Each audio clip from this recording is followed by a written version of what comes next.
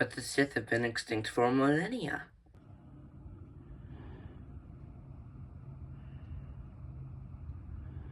In the recent Star Wars TV show, The Acolyte, we find out that Ki-Adi-Mundi was actually alive during this events of the show, 100 years before The Phantom Menace. He should not be alive yet. But I digress. And, it's... I'll share my thoughts on the show at the end of the video, so stay tuned for that, I guess. But, yeah, I just want to talk about how the fall of the Jedi was all Ki-Adi-Mundi's fault. And I also did put this up to a poll, and this won by, like, 1 vote. So, here you are. Now you have to listen to my ramblings. Chapter 1, The Death of Qui-Gon.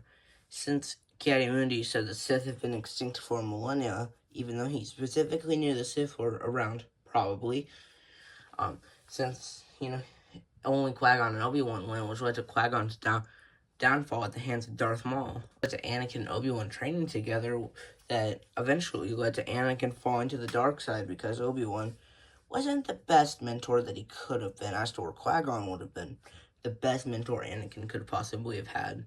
Led to Anakin becoming basically a Sith by seeing Palpatine as a father figure, being manipulated by Palpatine to eventually become Darth Vader. To Anakin leading to the death of Mace Windu by chopping his hand off and Palpatine, just yeeting him out the window.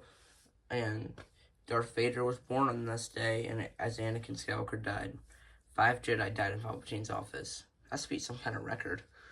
In turn led to Anakin officially becoming Darth Vader, and which led to the funniest scene in all of Star Wars. Saying that was a funny scene in Star Wars, that was a joke. Please don't cancel me yet. But, yeah, it led to Anakin, basically just killing kids. I wish he killed more council members, at least on screen. I know there was, like, the death of Shakti, but which one is the real one? Nobody knows. Which also led to Order 66, which who led to whose death? Ki-Adi-Mundi himself. Good job. Which led to these epic duels that also led to the rise of the Vader. Led to Anakin turning into a crispy Anakin. A very crispy Anakin.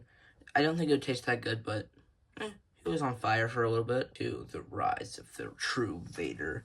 The one in the black armor to destroy everything the Jedi have built.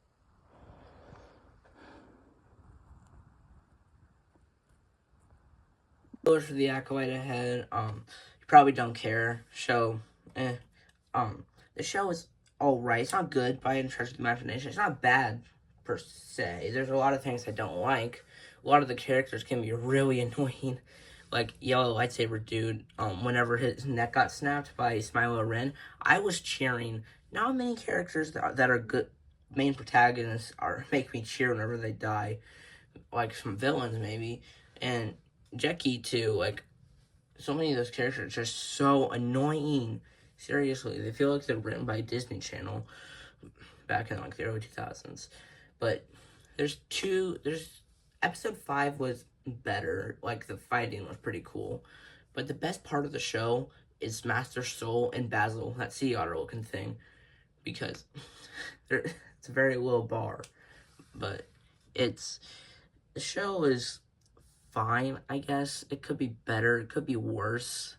I mean, I might sour on it in a few weeks or years or time. But I do hope that we'll never go back to this time area. And I do think people are overreacting about Anakin going to the Death Star. We all know it was Spider-Man who blew up the Death Star. I can subscribe, and who knows, I can maybe make this stop motion happen at some point if I can figure how to do that out. But yeah, remember to like and subscribe, and maybe I'll get a stop motion app and make this awesome fight happen.